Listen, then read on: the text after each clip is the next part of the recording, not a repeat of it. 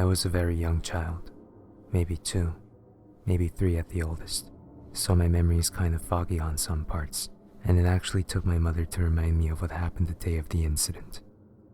My mother and I were living with one of her friend's friends who had a house and a couple of open rooms she was renting out.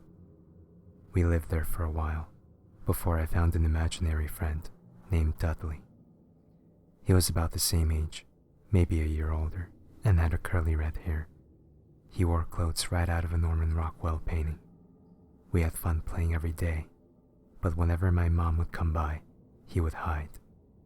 After a while, I asked him why he always hid, and his reply was well thought out, like he expected me to ask it.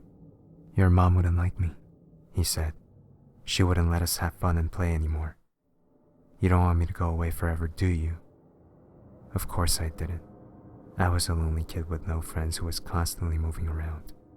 So I told him no, and he continued to hide whenever my mom came around. It was like he was my little secret. Well, time went by, and we were getting together just fine. It was a nice sunny day out, and Dudley wanted to teach me a game. He told me to grab a magnifying glass and meet him in the field next to the house.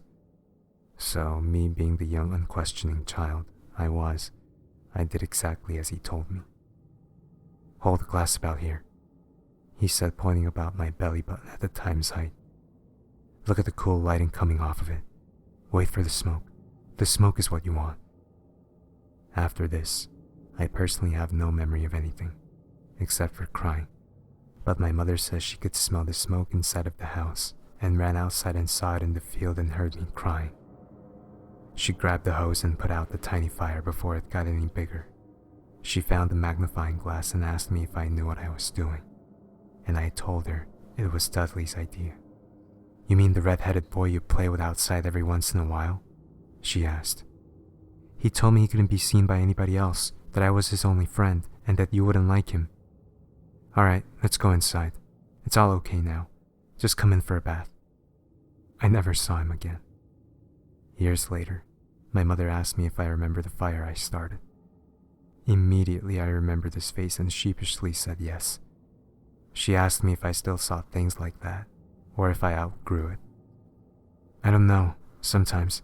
Every once in a while I see or hear something." "Well, I never did either, and I was able to see your imaginary friend a couple of times while you were out playing in the field behind Kirk's house." This freaked me out a little, so I dropped the subject and put in my earbuds again, and tuned everything out and dicked around on the internet. I just came back from my mother's funeral, and my roommate and I were just trying to clear my mind a little. We went to Walmart and just walked around for a while, and somehow, we got onto the topic of imaginary friends. I relayed him the story of Dudley. "Dude, that's fucked up. I wonder if he died as a kid near there or something." "You know, I don't know," I said, as I decided I'd do some research later when I got home. As it turns out, sometime in the late 1800s, I forget the date or year at this time, a family of 3 died in their sleep as a fire burned down their house, their farm, and a few hundred acres of empty land surrounding the property. A mother, father, and a son all died in that fire. The boy's name, you ask? Dudley.